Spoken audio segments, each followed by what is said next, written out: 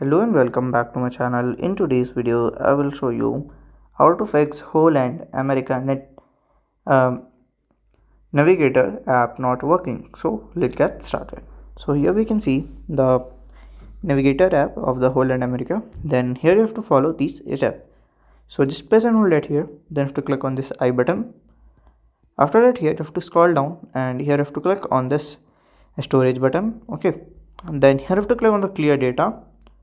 Just clear the data and open it again. If it's worked, then fine. If it's not worked with you, then you have to go to the your Google Play Store, or you can search for the in the search bar. Also, if you're Apple user, then you can open into Apple Store. Okay, so here you have to search for the Holland America Line Navigator. You have to click on here. Then here you have to check for update. If it shows update, then fine, you can update it. So if you find this video helpful, make sure you like, subscribe and share the video. Thank you for watching.